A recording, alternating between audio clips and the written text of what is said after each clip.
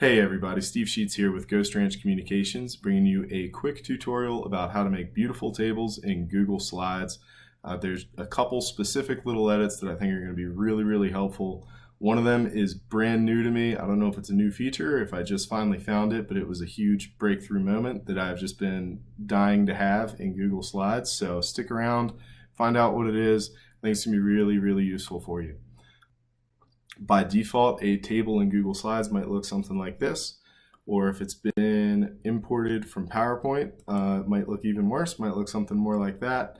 And there's just a lot going on here. We don't need all this noise just to be able to read a table. I mean, I guess it can help guide your eye maybe, but I'm not a fan and I don't think it looks good. And I think we can make this very legible but way cleaner. So let's just dive in and get started. One thing I would do right out the gate, just so that I don't have to worry about it, is make sure all my text is one color so I can have a nice clean starting point. I would also go ahead and remove all the background colors. And then my next biggest problem, while I have everything selected, the content inside of each of these cells is really close to the edge of the cell, the left, the right, the top, the bottom. There's just not a lot of room, and it's making it really hard for my eyes to distinguish the content from the border of the cell itself, and just it's turning into a wall of noise, and I do not want to look at that. So I'm going to fix it right away. I'm going to right click and choose format options. Now you can right click on pretty much anything in Google Slides and get this format options pane to open up. Depending on what you have selected, it will change. Right now what we need is text fitting. This is where we control how things fit within a cell on a table or within a text box.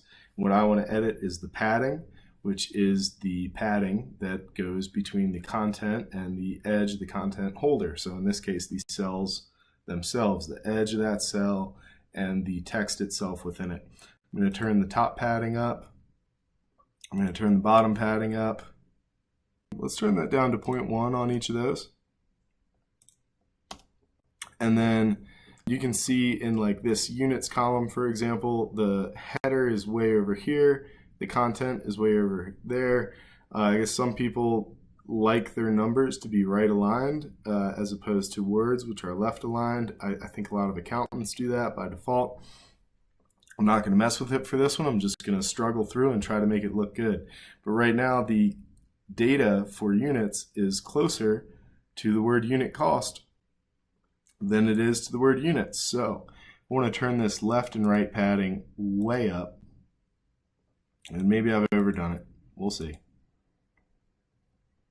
Let's go ahead and go to 0.4 for both of these. And now you can see we got a bunch of text wrapping and making things really tall, but we also have a bunch of columns that are different widths. If I right click and say distribute columns to make them all the same width, we'll see how things fit. Everything's fitting really nicely. This is a great start. My header row does not look like a header row right now, so I'm going to help it out. I'll make all the text bold, make it maybe 2 points bigger. Alternately, instead of clicking that button, there's also a really great key command. This works in PowerPoint as well as Google Slides. Control-Shift period to make text bigger. Control-Shift comma to make text smaller. If you're on a Mac, you won't use Control, you would use Command instead. Just remember that key command, it's awesome. Use it all the time. Unit cost is 2 words. Go ahead, get that sorted. What else can I do? My header row, let's give that a background fill color. This slide is really bright, so I don't need anything drastic here. I'm just going to choose a very light gray. And it's starting to look better already. I don't think I need these vertical lines between the columns.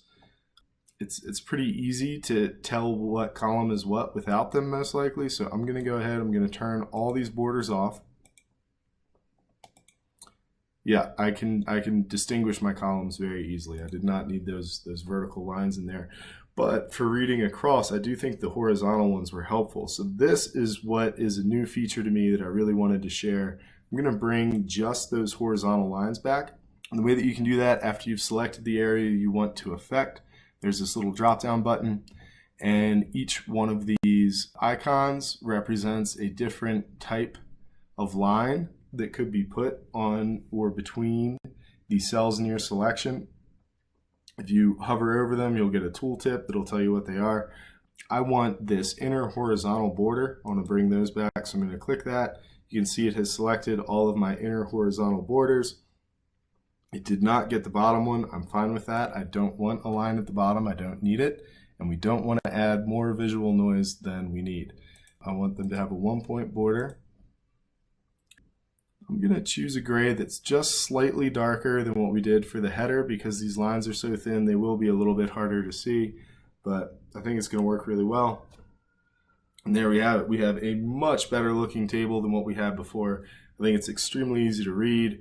I'm going to call this a success. And it'd be really easy to model more tables after this so they could all look the same if you had more than one in a deck. I'm Steve Sheets. We are Ghost Ranch Communications. We make the art for storytelling. If you need any help with PowerPoint or Google Slides, feel free to reach out to us. We'll be more than happy to hear from you. You can reach me directly on LinkedIn. Be more than happy to answer any questions, argue with you about what's better between PowerPoint or Google Slides. Hint, it's PowerPoint. And just looking forward to hearing from you, and thank you so much. Tune in and find more of our tutorials here on YouTube. Have a great day. Thanks so much.